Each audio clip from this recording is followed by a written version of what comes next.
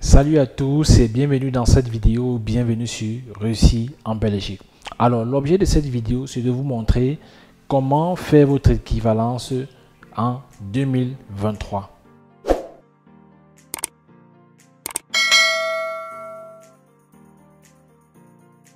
Alors lorsque vous voulez introduire vos demandes d'équivalence, vous avez la possibilité de le faire de deux manières possibles. Première manière, c'est que vous fassiez votre équivalence par vous-même. Donc, ça veut dire vous allez rédiger vos documents vous-même, vous allez monter votre dossier vous-même, vous allez l'introduire vous-même au service des équivalences, bien sûr, à l'adresse du service des équivalences. Une fois que vous avez envoyé votre dossier, vous allez vous rassurer du traitement, de l'avancement du traitement de votre demande d'équivalence. Et à la fin du traitement de votre dossier d'équivalence, vous allez vous charger de la restitution.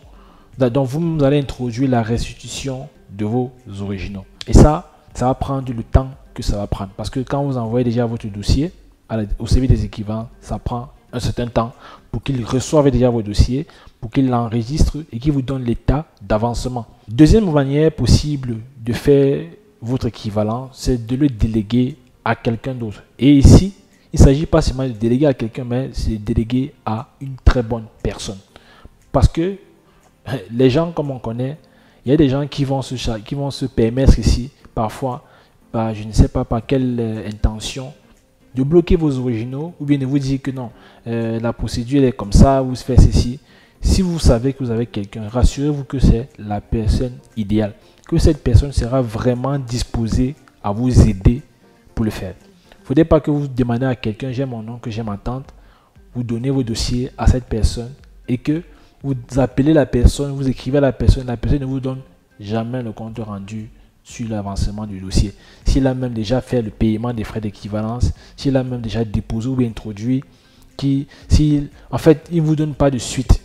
Donc, rassurez-vous qu'il y a quelqu'un qui sera vraiment disposé pour le faire. Maintenant que vous avez la personne idéale, vous montez vos dossiers normalement, vous rédigez les lettres, vous légalisez les documents qu'il faut légaliser, vous montez, bref, vous constituez un dossier complet. Vous envoyez ce dossier à la personne, votre dossier d'équivalent à la personne avec une procuration en son nom. Donc, vous rédigez votre procuration au nom de la personne. Et ça, que ce soit pour les Camerounais, il y a une procuration. Pour les autres pays en dehors du Cameroun, il y a une autre procuration que vous devez rédiger si vous voulez déléguer cette procédure à une personne. Et donc, quand vous envoyez votre dossier avec la procuration au nom de la personne, c'est cette personne qui se chargera d'introduire votre dossier d'équivalent. Et cette personne a le droit et le devoir même de vous rendre compte de la suite, c'est-à-dire du paiement des frais d'équivalence, du dépôt de votre dossier d'équivalence, bref, et de la suite. C'est vrai que vous-même, vous devez déjà commencer avec des références qu'il va vous donner, de voir déjà en ligne l'état d'avancement de votre dossier. Et c'est cette personne après après la fin du traitement de votre dossier, la personne à qui vous avez envoyé votre dossier, à qui vous avez délégué, procuré, qui vous fera également la restitution de votre équivalence, de vos originaux, etc.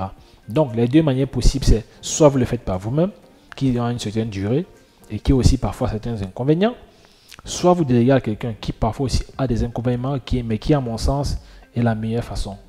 Donc, rassurez-vous d'être avec les bonnes personnes, de savoir que quelqu'un sera disposé, quelqu'un qui ne va pas vous dire j'ai mon travail, j'ai ma femme, j'ai mes enfants. Bref, ce n'est même pas parfois leur faute, mais rassurez-vous d'avoir la personne qui pourra réellement vous aider dans cette étape.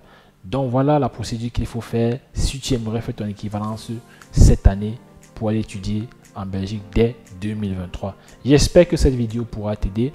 Si tu as aimé, pousse la vidéo, partage-la à ceux aussi qui aimeraient étudier en Belgique et qui doivent commencer par l'équivalent des diplômes. Abonne-toi si ce n'est pas encore fait et disons-nous rendez-vous dans une prochaine vidéo.